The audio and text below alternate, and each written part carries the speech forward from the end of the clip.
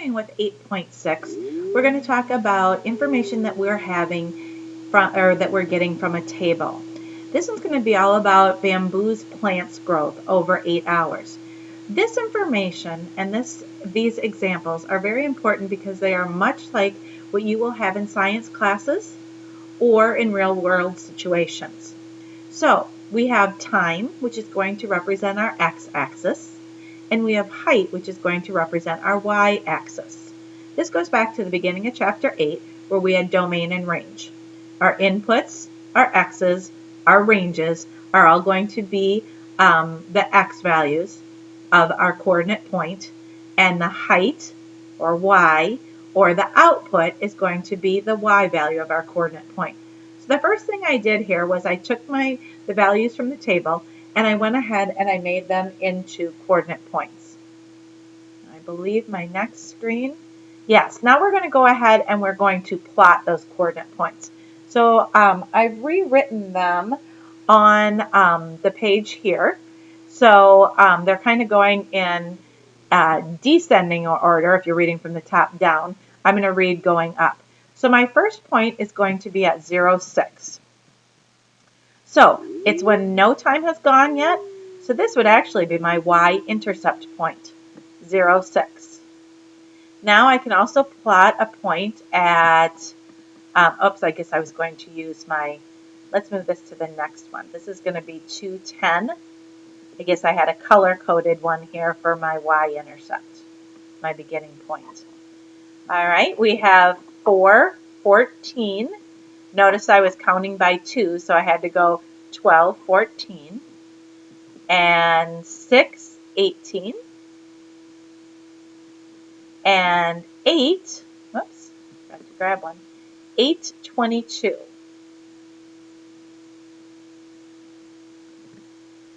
Okay, so real life information here.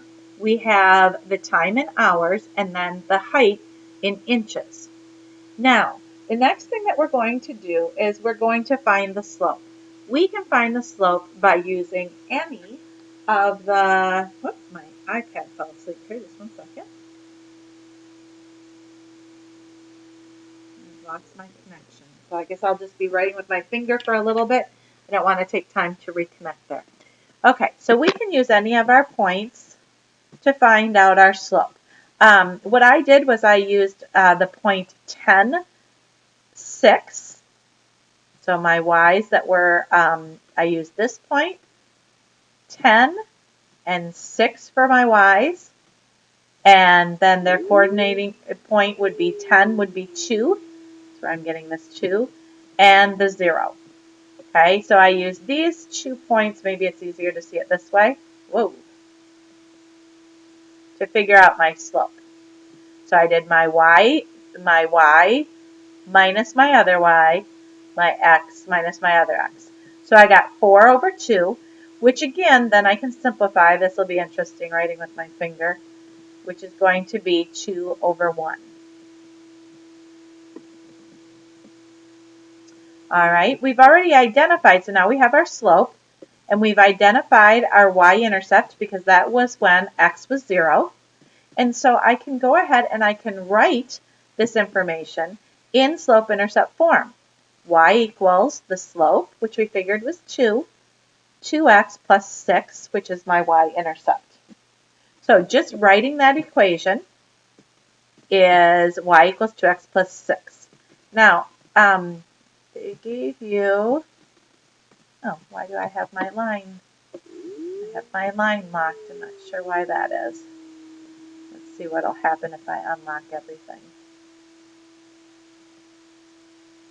Okay, hopefully I won't ruin this too much. Now I want to show you, this was talked about as a scatter plot. The reason it's a scatter plot is scatter plots, this one happens to keep a standard 2 over 1, 2 over 1, 2 over 1, 2 over 1, 2 over 1 slope. So that makes it that it's going to make a linear equation. Sometimes when we're doing real world data, we get what's called, we need to use best fitting lines. So a scatter plot, such as the one we just did, there is no single line that passes through all the points in the data center. Sometimes that happens when we're using real life. So in some cases, you can find the best fitting line, which is exactly what it says. It's going to be the line that's going to fit most of the points as close as possible. So again, we have our X and Y. So we have coordinate points, 0, 1, 10, 1, 117, 2, 125. You see that we have all these different points. Now, we do know what the y-axis is already, or the y-intercept, b, because it's going to be when x is 0. So our b this time is going to be at 110. Okay? We also know our slope, and our slope, I wonder why I have 108 here. I wonder if there's a misprint on my lesson here.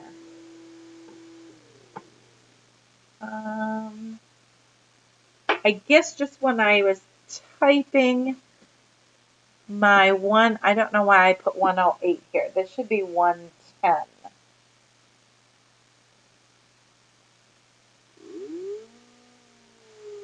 We have,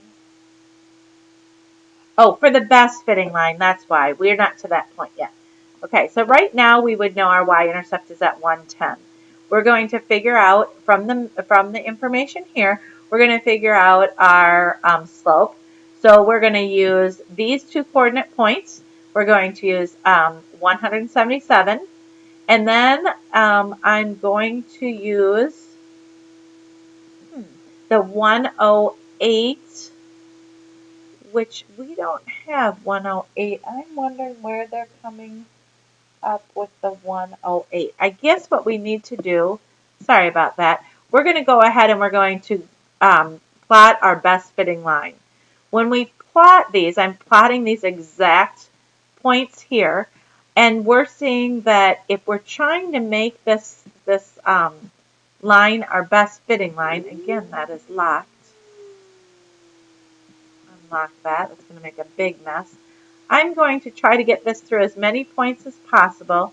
And when I do so, what they're trying to show us in the book example is, that looks like I'm hitting most of them. Now my y-intercept has changed to about 108 instead of the 110 that is listed here. So we're going to use, then we went ahead and we used our point as 0, 108 for our best fitting line, and that's where we're coming up with the slope and also the y-intercept. I'm sorry for the confusion with that. Let's see, do I have one more screen on that one? Yes. So if I was going to try to predict the numbers in 2005, we'd go the years since 1992. So 2005 minus 1992 would be 13 years. That's not on the graph. So the way I can do that is we're going to put the input, or the x value, as 13. That goes in here into our formula that we figured out for our slope-intercept. And then our 108, because we figured that was our new y-intercept for this line. And when I go ahead and figure that out, my output would be that there would be, and again, remember, these are female physicians in thousands. So this is 180,000. So off of the chart here, we would get that in 2005, we should have 236,000 female physicians. That does conclude this one. So let me just go back because I'm afraid that I lost you. The part that was kind of confusing is when we're getting exact data here, 0, 110, this would be our y-intercept. Okay. However, when we went to, this is where it gets a little confusing, copied from the book. When we went and we plotted these, our best fitting line changed slightly. If I would start my best fitting line exactly there on the 110, I'm missing a lot of points. So instead, I kind of moved it. This time I'm hitting more points, and that changed my y-intercept just slightly, and we're going to estimate that at 108 instead. So that changed this point here to 0, 108. That's where we used that when we were figuring out, let me see if I can get my finger to draw here. Here was the point, instead of 0, 110, we used 0, 108. X is 0, Y was at 108. We used the furthest data point we had because we wanted to predict even further. And so we used this point, and then we changed this point because of the best fitting line to 108. Oh, that's not very easy to read. Either is the 8, but we changed that to 108. That's where we got the 69 over 7. And then we went ahead and put it into decimal form because we're no longer graphing it. We're using this information to estimate something that is not given to us in or on the table. So when we got to predicting in 2005, we could change our slope into a decimal because we want to be able to multiply it easily by x. And that actually concludes 8.6.